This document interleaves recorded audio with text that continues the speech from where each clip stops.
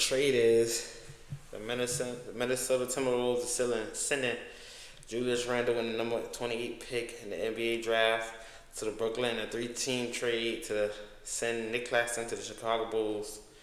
The Timberwolves will acquire the number 33 pick and the number 28 pick.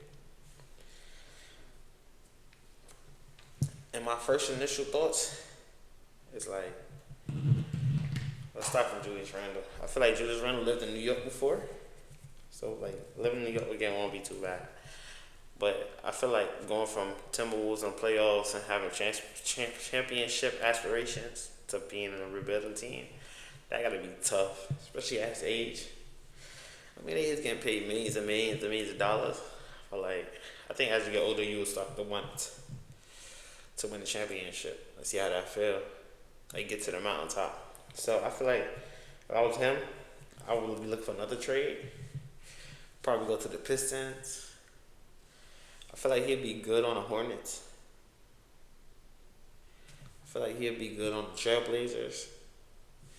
There's a lot of good teams he could play for. Like I got playoffs aspirations. And then let's go to Nick Claxton. I feel like going from the Nets to the Bulls is like, that gotta be tough. The Nets to the Bulls, to leaving Mike Porter Jr. and playing with Julius Randle. Well, Julius Randle ain't played yet, but Julius Randle is on that team now. The team might be a little better. But Josh Giddey and that rookie, I don't know. Like, I'll be mad. Like, I'm going from a rebuilding team to another rebuilding team. Like, I want to go to the playoffs. I want to play some real meaningful basketball. He played meaningful basketball before. And he was a great center. Not a great center, but he was a good center when he played for the Nets before. So, like, I want that opportunity again. But you never know what else the Bulls going to do. But I don't know what direction they're going in. They just got, like, too many different things going on. Like, they want Josh Giddey, but they don't really want Josh Giddey. They want, the Timberwolves, they add in space so then they can keep Ayo. But hopefully they flip them picks to go get Ja Morant or Kyrie Irving. I really would love to see Ja Morant there. There's a lot of athleticism, a lot of speed. I feel like they could trade Rudy Gobert. Because there's going to not be enough shooting. But Rudy Gobert could play. They could play him like not too many minutes, 20, 25 minutes, and then space the floor with Nas Reed so that Ja Morant and Ink attack.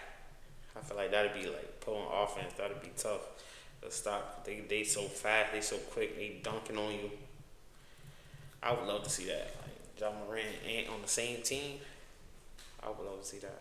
I pray that happen. Let's pray this happen. I really want to see that.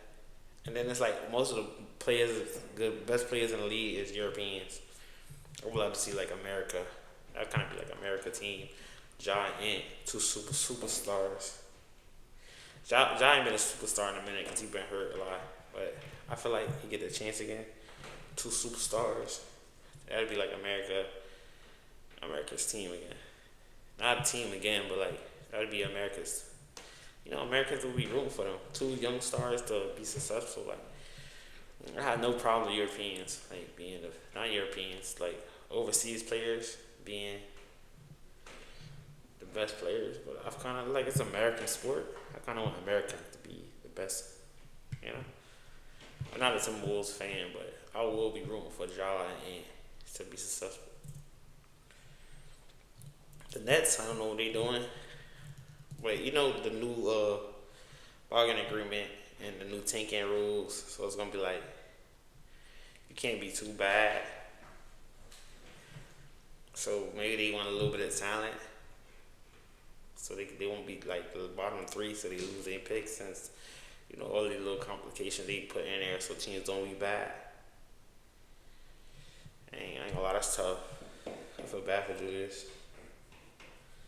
I hope he get traded. Cause nobody want to go from playing in the playoffs to being on a bad team again. He already went through that.